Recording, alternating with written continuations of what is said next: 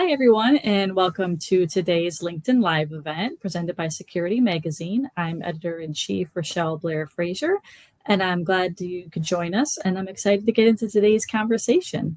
As many of you know, for nearly 2 decades, the Security 500 conference has brought together top security executives and government leaders for a powerful day of keynotes, panels, and networking. And this year marks our 18th annual event, which will take place on November 17th in Washington, D.C. This one-day leadership conference is exclusive to security executives, senior management, and their direct reports in both the private and public sectors. Check out security500.com for more information and to register today to secure your spot for free, as the super early bird registration will be ending on September 30th.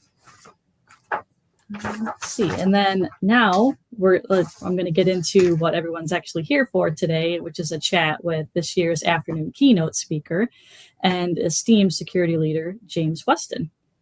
So hello, welcome, James. Hi, nice to see you, Rochelle. In addition to being our keynote speaker, James is Director of Global Security at the McDonald's Corporation. He has had an incredible career journey from government leadership roles to the private sector, and I can't wait to dive more into his insights and the industry and his upcoming keynote. But before we get into that, or actually, without further ado, I already welcomed you, but welcome again. It's so great to have you with us. And I know you've been part of Security 500 community for years, first as an attendee, a panelist, and now a keynote speaker. We're excited to give our audience sort of a preview of what's in store this November. But before we get into that, I'm wondering if you could give us a little bit, talk about your background, how you got into the security industry, and where your career path has taken you over the years. Yeah, so I really came into the security industry by virtue of wanting to do something internationally focused. My first job was at the Justice Department Immigration and Naturalization Service. And when I was there, I worked for the Chief of Staff in the Commissioner's Office. And I was doing things that were really management and finance focused. I knew that while I was working on my master's degree, I was just in international affairs. I was just drawn to things that were more international. And of course, our mission there was domestic. So I took an opportunity at the State Department, which I saw as a good place to really, feed that need to do something international. And initially, when I came to the State Department, I was working again on management and finance related topics. But like a lot of people, I think of my generation, September 11th of 2001 was a really sentinel event and date, and really shaped in many ways my career trajectory. So not too long after that, I was asked to work with a small group that was reestablishing the U.S. Embassy in Kabul and building a program to protect Afghan President Karzai. And so I think I was chosen for that because I knew how to build a program and how to make sure that resources and finance things were put together and communicated in a way if someone else knew the security topics. So I was working around a very small table with people kind of building that Karzai program from scratch. And so it really was a crash course in a lot of ways on what it takes to make security work. A few years after that, I was asked to be to lead the policy analysis team for diplomatic security. And so what they were responsible for was establishing all of the embassy security standards and really all of the State Department's security policies. So that was my first role in which I was entirely dedicated towards security, but I was able to grow within that realm and really develop a good skill set in security. And I think it was important because that was still early in my career, whereas a lot of people came to policy maybe at the latter half of their career. So I kind of did the reverse. But after doing that for many years, I went on to work in the State Department in a program called OSAC, which helped the private sector be safe overseas. And that was where I really developed, the kind of relationships and experiences that led me to where I am now, working in McDonald's Global Security, another large and global organization. We're in about 117 countries around the world. And I'm working with my counterparts in the business to keep our operations and people and brands safe. And so it's in a lot of ways, it's similar to what I was doing at the State Department, just in a different context. And I'm wondering, what is it about the security field that has kept you interested, or what interests you the most? Like, to keep you in it for so many years. Yeah, maybe not a surprise, but it's similar to, I think, what other people would say, and that's just the constant change. And how I think about change in the security context is that there's things that we can influence, and then things that we can't influence, or we have less ability to influence. So some of the things that we can influence is, how we do our work, who we work with, and what technologies we use. And we have less ability to influence like what our adversaries are doing, what our adversaries are using, what's happening in the broader like geopolitical context. And so that those dynamics just really keep me interested. It's never the same. A lot of times when I was at the government and working in OSAC, I really didn't know what I was going to be doing from one day to the next, because you're kind of at the mercy of what happens and you need to react to it. But when you're not reacting, you're building something that's going to make it possible that you can react down the line. And that's kind of what we do at McDonald's. We've developed centers of excellence for many security topics so that we're ready to help the business react and be positioned to both respond to opportunities, but mitigate risks as well. So that kind of constant change just keeps me coming back. Yeah, I've heard it said before that especially in the security industry, that there is no day to day. Like every day is different. Things are changing rapidly. So it's not surprising that's something that interests you. Yeah. And so, what are some things that you maybe attribute to your career growth and success? Yeah, I think, well, first of all, there's a saying that probably many people have heard, that if you want to go fast, go alone. And if you want to go far, go in a group. So certainly there's been lots of people that have influenced me, helped me, a lot of people that I've learned from over the years that have really played a key role in my success. But when I look at, again, like myself and kind of some of the unique things about me, first of all, I'm a very curious person. So I was probably that kid who took their toys apart to see if I could put them back together and maybe see what was on the inside of that car or whatever it was that I was playing with.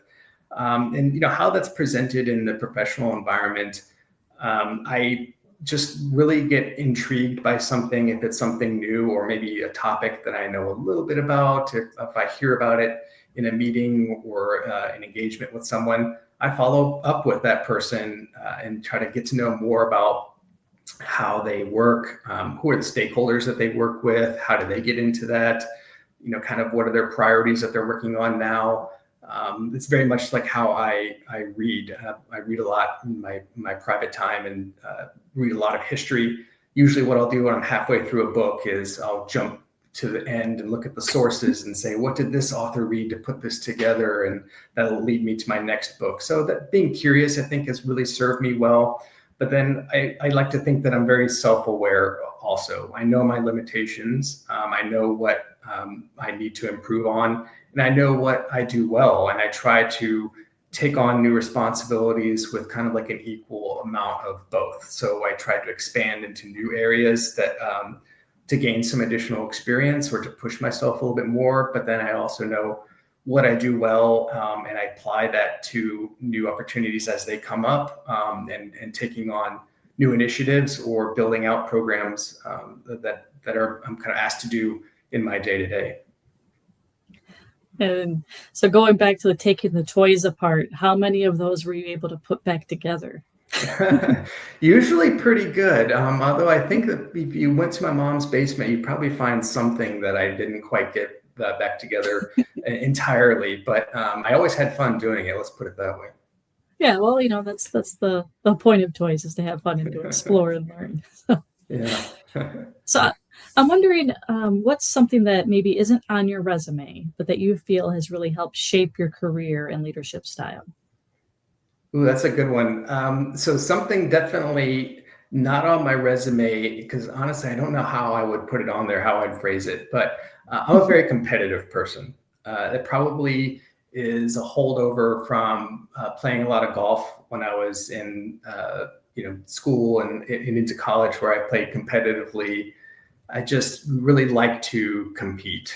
And I competed at a pretty high level, nationally, and playing a lot of amateur tournaments and playing in college. And I think a lot of that has stuck with me and still is at the core to what I do. But it's also served me well in the work environment. So if there's an opportunity to do something first, or to do it better than maybe it's been done before, or lead by example, so have like the spotlight shined on me, I try to seek out those because I'm just comfortable in that type of environment, that performing environment where you're trying to push yourself to be better than you were the day before. And I think it's also translated into my leadership style. I can think back to many conversations with direct reports that I've had over the years, where they would talk about being in a stage in their career where they were ready to move on. And when we would unpack that a little bit, usually the phrase would come out, well, I've done it all. And I would, say, well, yeah, you are at a point where you've done it all, or maybe by next year you will have done it all. But is that your barometer? Are you going to stop with that? Are you going to just say you've done it all? Or are you going to say, I'm leaving here having done it better than anyone else did, really push the envelope, or we did more than other people had done? And I think that usually got people to really think in ways that they maybe weren't competitive with, or weren't thinking about from a competitive standpoint, or they weren't comfortable with. They just wanted to, do what they saw in front of them. And so I think that's been a cornerstone of my leadership style, is really just being able to get people to achieve more than they thought that they could. And I definitely attribute it to my competitive nature. I really love that answer. I think it shows the kind of depth and perspective that you bring as a leader.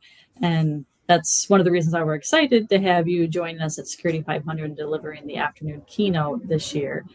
I know, like I've said before, that you've joined us in DC in the past as both an attendee and a panelist, and now stepping into that role as a keynote speaker. What does that mean to you? It means a lot. First of all, I've always been a fan and avid reader of Security Magazine, even going back before I was honored to be included on the list of most influential people. But really, follow it throughout the year. And I think that the great thing about this event is it takes place during a really critical week in the security year in Washington, when there's other events that are taking place and people come to DC to take part. And, I love how the Security 500 event takes place on Monday, because it's, the start of the week. People are just getting there. They're excited. There's just a great energy to it. I love being a part of that. People are fresh. They're anxious to meet people, but really they're happy to hear the content. The topics are always very, very timely, including this year, and the speakers are fantastic as well. So I make it a part of my year every year to take part, and I'm just so honored that I was asked to deliver the keynote this year. And what kind of first drew you to attend the Security 500? Like, what was the first? And if you remember, what was the first year that you attended? So I think I first attended, I want to say in 22 or 23, and really just looking at the agenda, you could tell that this was something that was solutions focused. So you can go to a lot of places and really hear, an opinion, or you can hear from maybe a provider who's talking about how they see something that you need to be aware of. And I think there's a place for that, certainly, but really, that the focus on how practitioners are implementing something that's relatable to you and your industry, and the ability to really learn from practitioners is something that I think is where I want to spend my time, and why I think it's worth being there for the whole day. The sponsors that are there are excellent, and they're really focused on solutions that are going to help you make a difference in what you do. So from my perspective as a practitioner, it's a can't miss. Great. And without giving away your entire presentation, can you give us sort of a sneak peek on what attendees might be expecting or could expect from your keynote? Sure. So I'm going to talk about some of the things that we do as a large organization, some of the innovative solutions that we try to bring to the challenges that we face. So we work across many countries, many cultures, and I recognize that others do too, but I just want to share a perspective on how we're doing that. So one of the things I'm going to talk about is I really want to cover 5 key things that I think that we do that are relatable to anyone, regardless of the size of their organization. But one that I'll share today is that I've commonly heard, even before I was in the private sector, when I would work with companies, they would frequently talk about how to get more into the business or get closer to the business. And so one of the things that I think we do at McDonald's that I really want to relate to people is that we focus on getting closer to the business.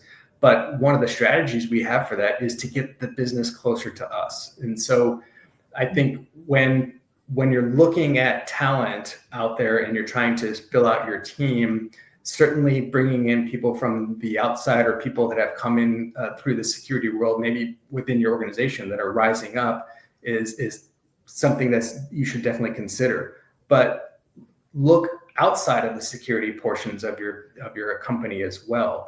You've got a talent pool there that already knows what you do, your business, who the key players are. You can teach them security. You can teach them what they really need to know about risk management and about how we do what we do to protect an enterprise. And so I think we've done that. It's an excellent strategy for us. It works really, really well. And I want to talk more about that during the keynote. Awesome. Thank you for giving us that little bit of a preview for what you're going to be talking about. And it's clear that this is, the keynote's going to be one of the highlights of the conference. And so we can't wait to hear more of your perspective on stage. So let's kind of shift gears a bit, because beyond the event itself, I know you've had sort of a front row seat to the way that corporate security has been evolving. From your perspective, what would you say are some of the biggest shifts you've seen in corporate security over the last 5-10 years? Yeah, well, if I look at let's say go back 10 years to 2015, I think that was a point in which we were really starting to see more of an emphasis and more of an impact of what nation states do, because the preceding like 10 or 15 years, again, you're very close to 9/11, then the impact that terrorism was having globally and how terrorism was impacting not only how governments were responding, but how companies were responding, how individuals were responding. And I think that was really the emphasis of the first maybe 15 years of this millennium. Since then, really how nation states act, how they interact with one another, I think has been a dramatic change. Think about not only the Russian invasion of Ukraine, but the 2014 you had the Russian invasion of Crimea, annexing Crimea, and many other ways that nation states are acting today just has made it much more difficult. So that's been a dramatic change.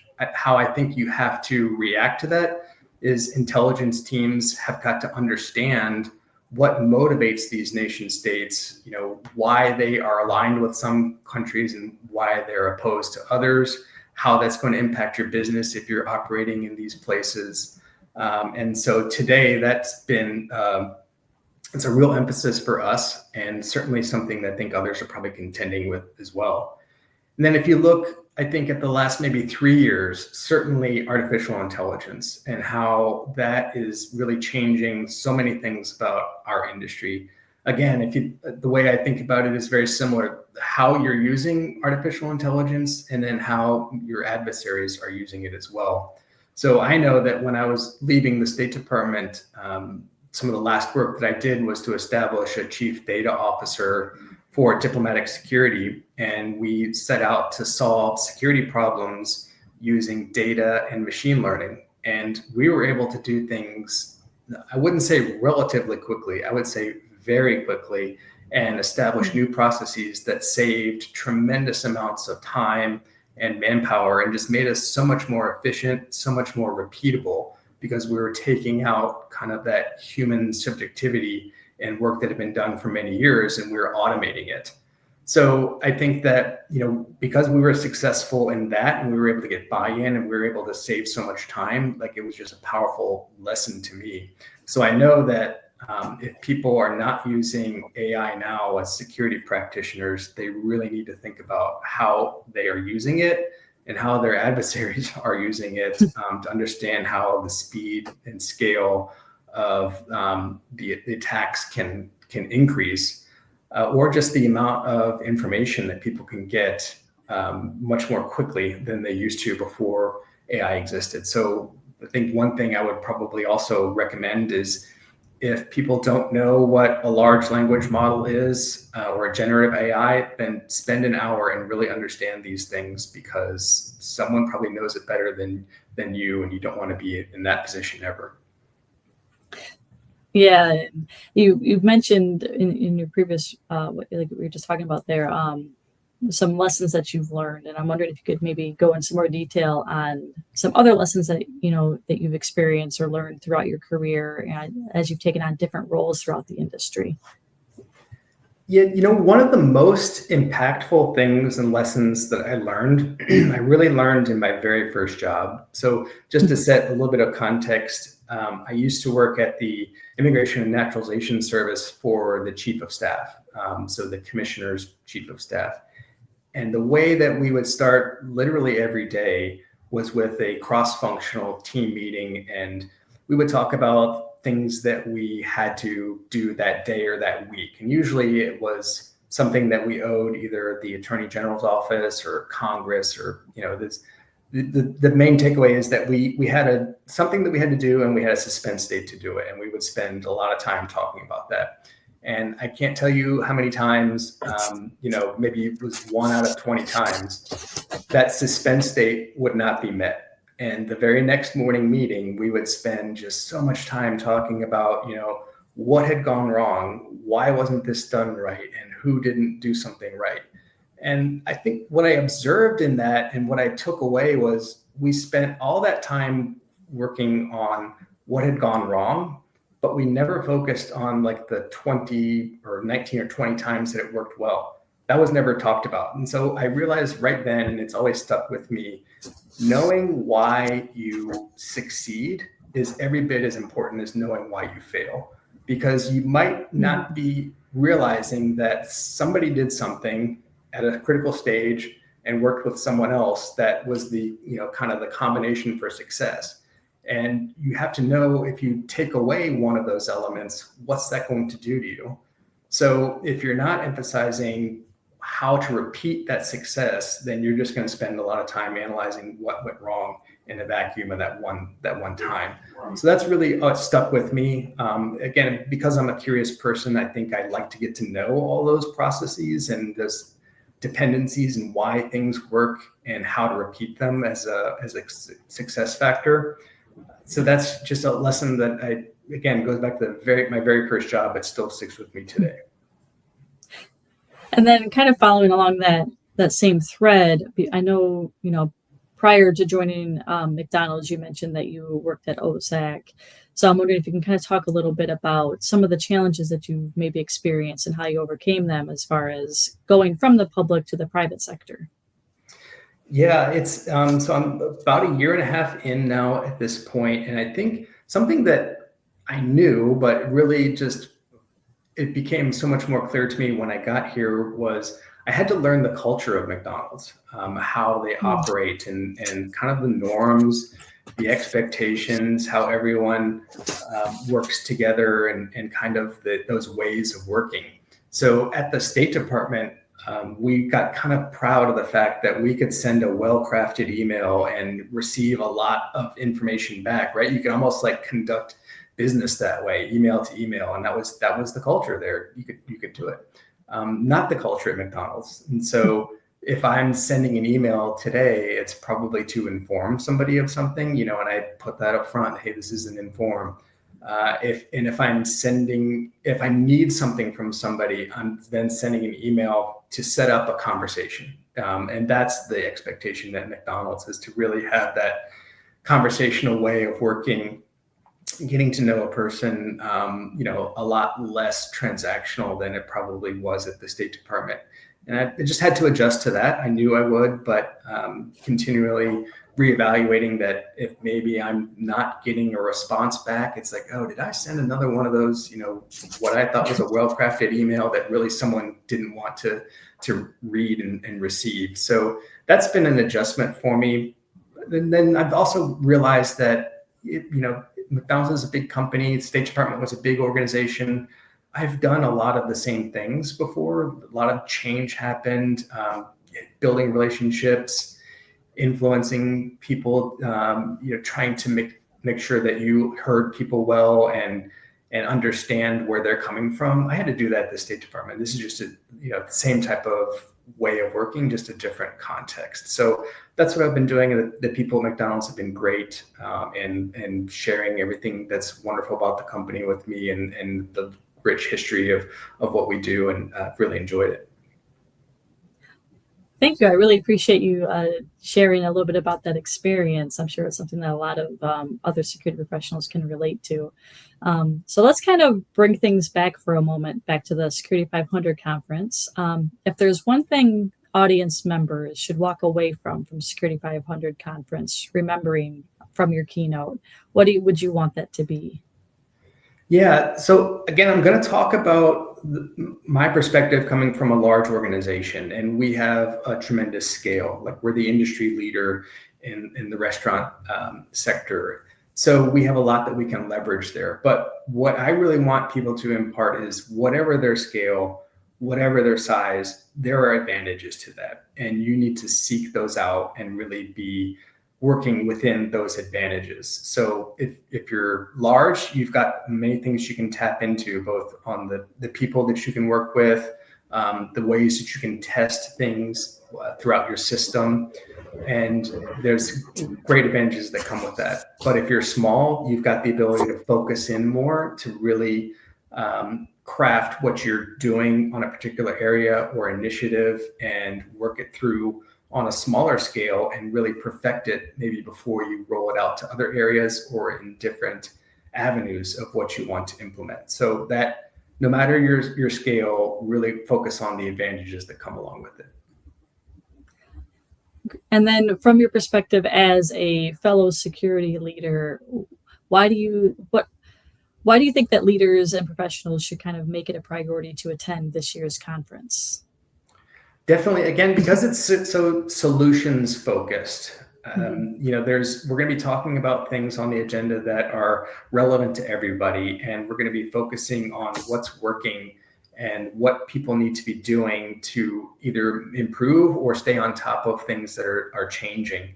So the sponsors that are going to be there are going to provide some excellent solutions that they want to showcase. The topics and speakers, I think, are fantastic. There's people that I'm excited to hear from, like Cheryl Steele from Starbucks, because we're so closely in very much the same industry. I want to hear what they're doing and what she's working on, and just everyone else that's there to participate. You can always find someone new to meet or someone to catch up with. So again, I think it's something that everyone should make time for on their calendar. Well, thank you so much for sharing all these really great insights. I know I'm excited about the conference this year. And before we kind of wrap things up, I'm wondering if we can have like a little fun with a lightning round with some quick questions, first thought that comes to mind kind of thing. Okay, let's do it. All right. So let's try some questions here. So coffee or tea? Coffee. Okay. Most unexpected skill you've used in your security career? Ooh, I would say my ability to communicate in writing. Still write a lot of, now I write a lot of slides, but I'm still trying to convey things in written word. Okay, excellent. Yeah, I know you kind of talked about that with the email, like the finely crafted emails and things like that. Yeah. One piece of technology you can't live without? My cell phone, very difficult to work with without that and live without that. I just have so many things stored in it now. Even though I might not spend as much time on it as others, it has so many key things, payment methods and everything else now. It's becoming more and more of an extension of me. Yeah. And it's funny, I kind of think back to when I was in school when they would say, you're never going to always have a calculator in your pocket. And now we're just always just walking around with these little computers just at our beck and call whenever we need them. That's right. Yeah. Okay. Favorite McDonald's menu item? That's easy. Double cheeseburger. I love it. That's my go-to. And sometimes I might get two, but that's my favorite. I like a lot of the other things on the menu, but that's my go-to. Okay. All right. And then finally, your go-to security tip that you wish everyone followed.